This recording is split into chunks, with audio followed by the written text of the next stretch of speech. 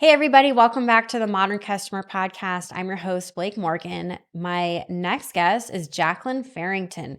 She is the author of The Non-Obvious Guide to Better Presentations: How to Present Like a Pro, Virtually or in Person. This book is absolutely critical for all of you working in customer experience roles as you work on creating better presentations, getting better feedback for your programs, getting more support, financial and otherwise, for your programs. And presentations and public speaking has never been more critical than it is this year. Please enjoy Jacqueline Farrington.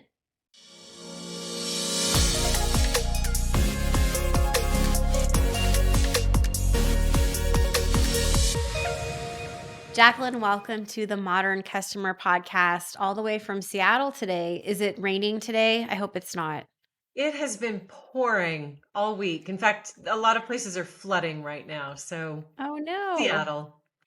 Yeah, that's Seattle. Seattle's beautiful though. We almost moved there actually. So I really love Seattle because of the gorgeous weather, the trees, and I actually like the overcast weather. But we moved to LA instead, which is the complete opposite. So Yes. there you go. Yeah. But anyway, well, it's so nice to meet you. You are one of my favorite types of guests because I always love to talk to speakers, professional speakers, speaking coaches, because I believe that communication is so important. How did you get into the world of speaking, and what is your role now currently? Well, I currently run my own business, Farrington Partners, and we focus on the intersection of communications, change, and leadership, and helping leaders deliver transformative change in their organizations. And I got into this in way back in my 20s. I was a professional actress and I taught at the Yale School of Drama for a little over 14 years. And while I was there, I was working with people in the law school, the School of Management, and realized, I have more passion for this than I do training actors.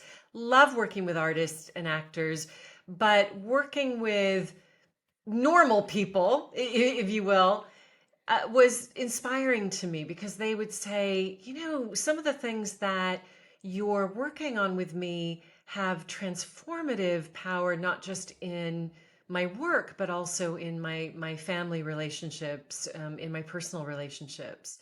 And so I went back to school, got a second master's degree in communications, and then did all kinds of different degrees in neuroscience and vocal pedagogy, which is the teaching of the speaking voice. And so left Yale in 2005 to start my own business, and here I am today. Mhm. Okay. So what is the one biggest challenge that people have in public speaking, let's say in a business environment, which is where most of our audience are going to be coming from? Well, number one, most of the time is getting past performance anxiety. And how do I turn those butterflies into flying in formation? And so that I use that adrenaline, I harness the power of the adrenaline coursing through my body and use that to sharpen my performance and to elevate my performance. I do talk about presentations and speeches as performances. And by that, I Mhm. mean that they are an elevated form of communication. They're not like sitting around the dining room table after dinner, having a glass of wine with your friends and family and kind of shooting the breeze. Audiences come in with an expectation, and they have an expectation that you are prepared and that you will educate them or inspire them, motivate them, persuade them, change them in some way. And so that requires an elevated commitment from us, elevated in terms of how we use our voice, how we use our body language, and also elevated mentally and emotionally. That's why I say it's a performance, not just sitting around and talking. Right. Listening to your voice, Jacqueline, your voice has a very nice melodious affect to it. So you're very lucky in that way. What is some of the most important aspects of using your voice to tell a story, to give a performance? Do you have any tips on the voice piece of what you're saying? Yes. Well, first of all, thank you for the compliment. A very brief story on that. When I was in my 20s and I was in graduate school studying to be an actor, I had a voice teacher who said to me, "Okay, your voice is really annoying and it's so high and breathy that you will only be able to play a ditz for the Oh, entirety of wow. your career." Ouch. Yeah, and so I started working on my voice. I had 3 years of doing that in graduate school and changed it. And I would say that I changed it in a way that I discovered my real voice, my authentic voice. The other voice really wasn't my authentic voice. How can you change your voice? It Mm. seems impossible. Yeah. Well, in my case, I wasn't supporting my voice. So I was constricting my breath, holding my breath while I was trying to speak. And the breath is the fuel of the voice, if you will. You can't have voice without breath because the mechanics of the voice, the breath moves through the vocal folds, and the vocal folds start to do, I'll put it up in the camera, start to do this. They oscillate. And then Yeah. they make this very tiny sound that if you were to put human vocal folds over an airstream and listen to that sound, you would barely be able to hear it with your own ears. Then what creates the voice, our unique voice, is what we call resonance. And resonance is the airstreams in the throat and the nasal passages and the skull and the chest. Those airstreams sympathetically vibrate with the airstream coming through your vocal folds. It's the same idea as if you were to hit a tuning fork at key of C, and there's another tuning fork in the room that's the key of C, that will start vibrating sympathetically. Fun science experience for your listeners. They can try this out. That will start vibrating sympathetically with the other tuning fork. So resonance is what amplifies your voice. It's what gives your voice its unique sound and stamp. So the way that I worked on my voice and how most people can work on that is to first find your breath support and then start to release physical constrictions that make that those air streams that vibrate sympathetically with the airstream coming through your vocal folds. You want to make those as big as possible so that they're amplifying as much of that airstream and those vibrations that are coming through your vocal folds. When you make those really small, you clamp down on that sound. So I realized that I haven't zoomed out and told you why we're even talking about this. Okay. My audience, they are working in roles with the word customer in it. So they're often change agents, let's say as head of customer service, trying to get more money for enhancing the customer experience. There's not always a clear ROI. So a lot of my audience, they actually have to be advocates, cheerleaders. They have to in a way sell the idea of customer experience. And many of us are not great speakers. And when we're advocating to get more money for our programs in a business or trying to get support from the other parts of the business, we forget that how we present ourselves matters a great deal. How we speak, how fast we speak, how we talk about our programs, how confident we are. And so that's why I bring in a lot of people like you on the show to actually talk about confidence and public speaking, even though it might seem not relevant. It's really relevant. Yes, and voice and body language convey emotional intelligence. And so that's crucial for your audience because they convey the meaning of our message. How you say what you say matters.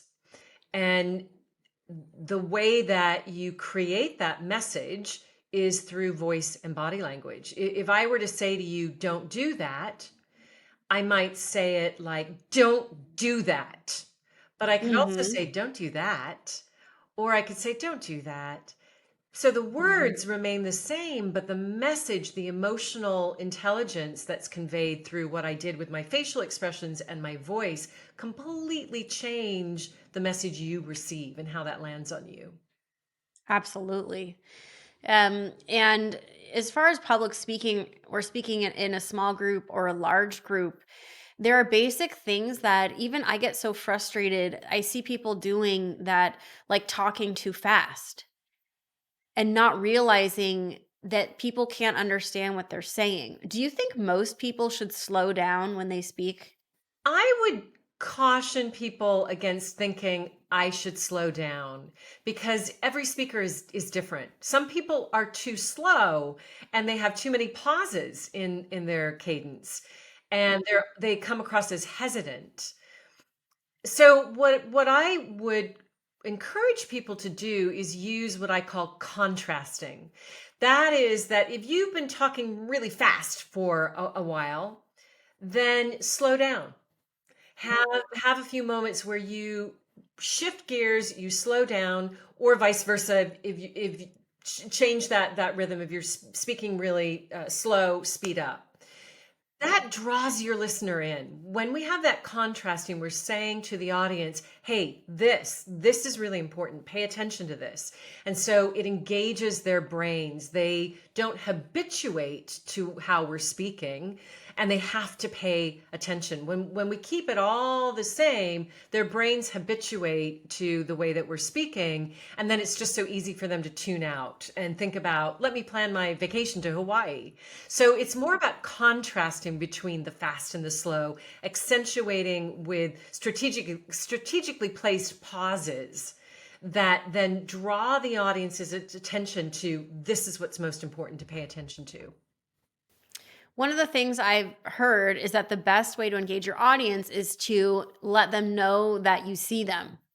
So saying, like, acknowledging them, the people in the room, the audience, asking them a question. Is that something that you have advised to use for your clients? Yes. I love the way you said letting them know that you see them. For me, I talk about inclusion. How are you an inclusive speaker? That Mhm. might be asking the audience questions. It might be tapping into the brain trust of the audience, tapping into the expertise of your audience. It might be using communication techniques that speak to both extroverts and introverts. So if you're leading a workshop, let's say, because that is a form of performance and a form of presentation, making sure that you build into the flow of that workshop opportunities for introverts to go in, to take time to reflect, or to write things down anonymously on a post-it note and putting it up on a whiteboard rather than just speaking out all the time in a meeting. Using people's names and the pronunciation of their names the way that they prefer. So those are a few things that you can do to build inclusion and saying to your audience, I see you, or speaking to their culture in some way. Mhm. Do you work with a lot of sales professionals, Jacqueline? Yes, and no. I don't have a typical client. And so I've certainly worked with a lot of sales teams on presentations, particularly on their annual conferences and their keynotes for that. And what are some of the things that you advise them to do? Well, certainly everything we've been talking about and then also thinking about rehearsal. And Yeah. that speaks to how you say what you say matters. That I often see teams or leaders spend a huge amount of time on writing content and thinking about what they want to say. And absolutely, that is crucial. That is important. But then they spend very little time thinking about how they deliver that, how they say that. Mhm. What's the emotional message that they're trying to convey? And so I think it's important to spend equal amounts of time on both of those components. Mhm.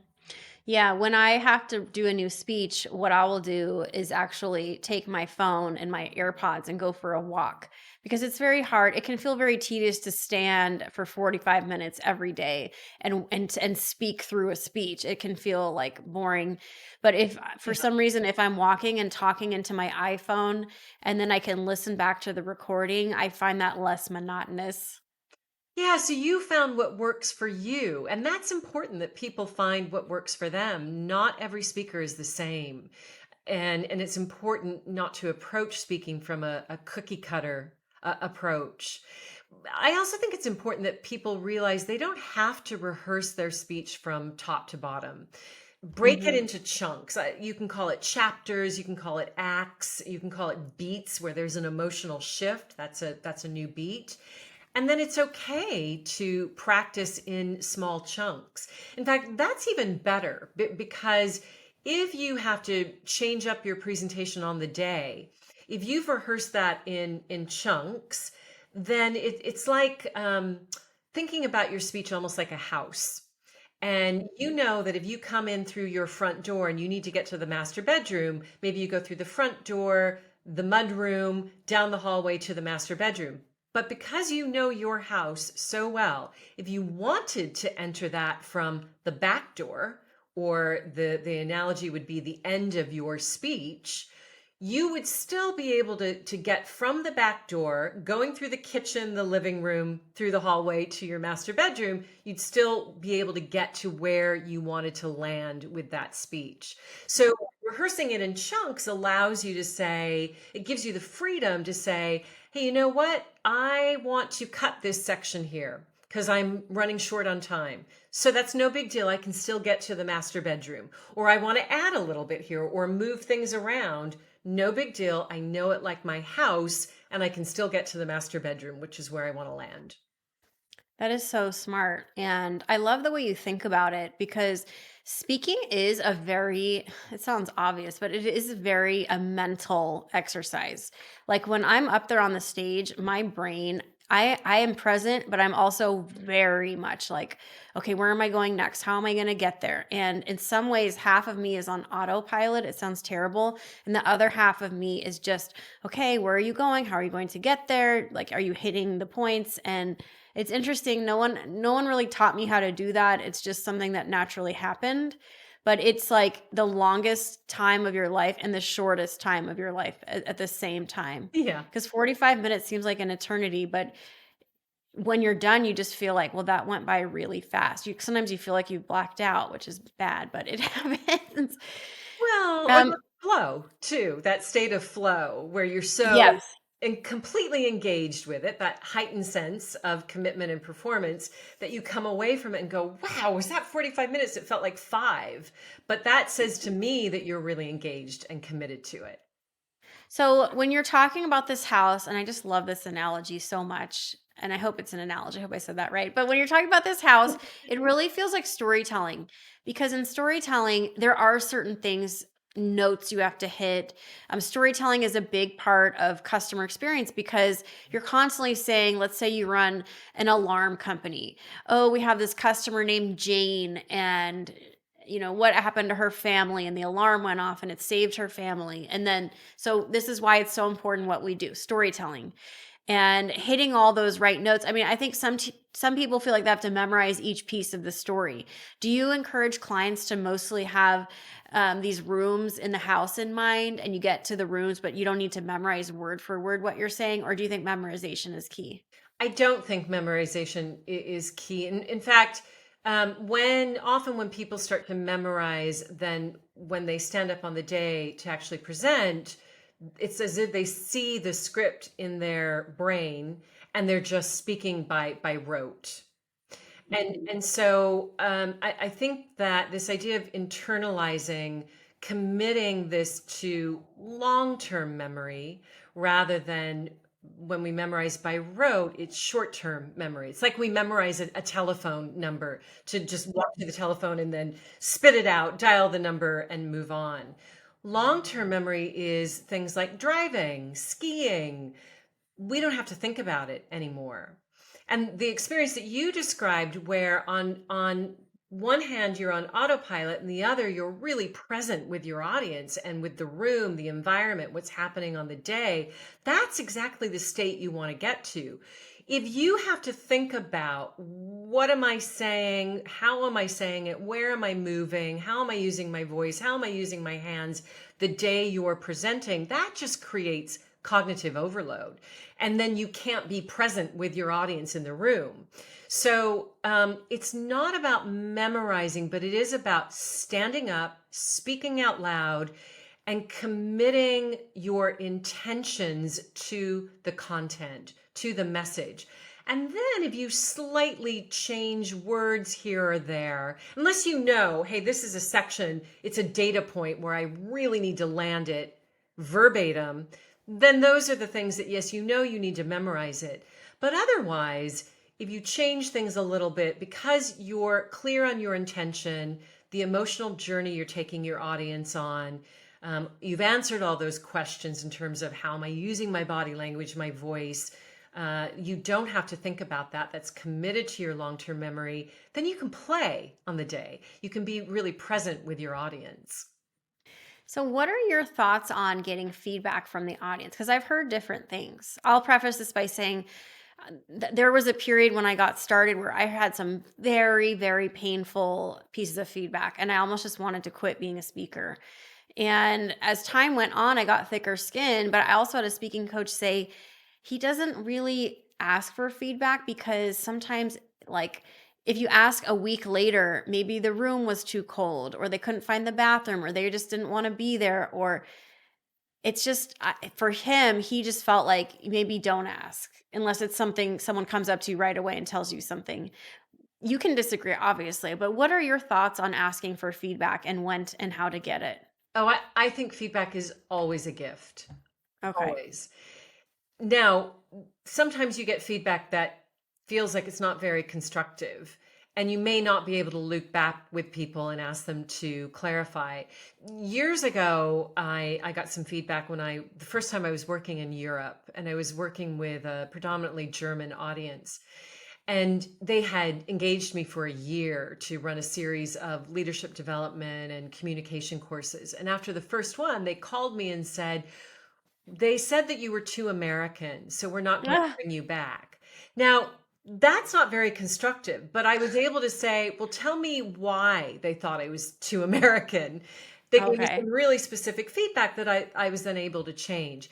Sometimes you can't do that. You can't loop back to your audience. But even then, you want to look at, okay, if the room was too cold, that's useful information for the future. What can I do to address that for the future? Now, there may not be anything you can do. And so, you need to recognize that the feedback that you just have to let go of because there's nothing you can do. But then ask yourself, um, in the feedback you receive, is there anything within my control around that I want to take a look at? You don't have to take on board all the feedback, but I do think it's useful to ask for it. And it's also important to check in with your audience on the day. Often I'll see speakers who see something going on with the audience or in the room, and they just keep pushing through while there's this big elephant in the room. And so that's that presence piece of being able to say, I'm really present here with this group. Something is going on that's hindering them from being present with me. What can I do to address it? Maybe it's one time I was presenting in Vegas, and I was in this room that was like this long kind of railroad style conference room. So people who were in the back were way in the back. And the group next to us started making so much noise. They were pounding their feet on the floor and hooting and hollering. And finally, somebody in the back of the room said, "We can't hear you." So I stopped and I said, "You can't hear me?" "No, we're having a hard time hearing you. Can you go ask the people in the room to be quiet?" And I said, "Well, hang on a minute." So I grabbed a table, I stood up on top of the table and shifted how I presented. And then suddenly, because of that, they could hear me. So, it's important to be able to course correct midstream if you need to, and check in with your audience where it feels appropriate in terms of how are they experiencing it. One of the things that I learned, like let's say if something goes wrong on a Zoom with a bunch of people, this must have been during COVID that I heard this, but it actually, if something's going wrong, it wakes people up because sometimes people fall Yeah. asleep in a way. Yeah. And if something goes wrong, it can actually be an opportunity to kind of shift the energy in the room and it wakes people up. So it's actually not always bad, like if something is malfunctioning, because it can just be kind of part of the live performance and it becomes kind of fun or interesting. Yes. Yeah, that's working with that age-old improvisation tenet, yes and. So, right, whatever happens, say yes and to it. Work with your mistakes, work with the room's mistakes, work with whatever happens on the day. Say yes to it and find a way to incorporate it or course correct or build on it. Yeah, I love that. Well, this has been so interesting. I've definitely learned a lot, and now we get to have fun and get to know you a little bit, Jacqueline. Does that sound good? Do you want to do That's some great. rapid fire? Okay. Let's You do ready? it. Okay. All right, Jacqueline, what is the most important part of your morning routine? I get up and read for an hour every morning with my latte. Amazing. That sounds amazing. What do you read? Oh, I always have about 6 to 8 books going at one time. So I have a few novels, I have a few business books, and I'm always reading biographies and history books. I'm a big student of American history. That's amazing. Okay. Well, what's your idea of perfect happiness? Of perfect happiness. I don't think there is such a thing as perfect happiness. I think that contentment and happiness comes from embracing the highs and lows of life and surfing that change that is the inevitable of life. Mm-hmm. All right. What show are you currently streaming on the streaming services? Ooh, I just started watching last night The Artful Dodger on Hulu, which is a lot of fun. Very smart, Okay. funny. Yeah. What do you do to relax at the end of a hectic day? I usually work out at the end of the day. So whether that's just doing like a dance workout, I love this thing called plyo jam, which is like Zumba with plyometrics, Mm-hmm. or yoga. And then I walk up to my house. And then the other way that I relax at the end of the day is by cooking. I love to just put on some music and make a meal. Wonderful. What is one mental health strategy for managing hard days? Mindfulness. Mm-hmm. Okay. What's your favorite type of vacation? Well, my husband is from Switzerland, and so we go back to Europe a few times a year. And I love Europe. Love Mm-hmm. Italy, love France, food, wine, beautiful scenery. Yeah. Wonderful. If you could have lunch with anyone dead or alive, who would it be? Abraham Lincoln. He's probably my favorite leader. Very complex leader, but inspiring. Okay, very cool. Maybe there's a book you can recommend. Maybe after the podcast, we'll have to talk about Yeah, book recommendations sure. on Lincoln. And if you had to describe your outlook in one quick motto, what would it be? Hmm. Embrace the waves. Say yes That's a and good one. embrace the waves. Life is a journey of ups and downs. Absolutely. I feel like we all need to hear that. Well, Jacqueline, this has been so fun and interesting. If people want to hire you or connect with you, how can they do that? They can find me on LinkedIn, Jacqueline Farrington, or our website is farringtonpartners.com. Well, I have learned so much from you, and thanks for being here. All of you have been tuning in to the Modern Customer Podcast. Until next time. Thanks for watching. Don't forget to subscribe to my YouTube channel and follow me on social media, including LinkedIn, Instagram, and X.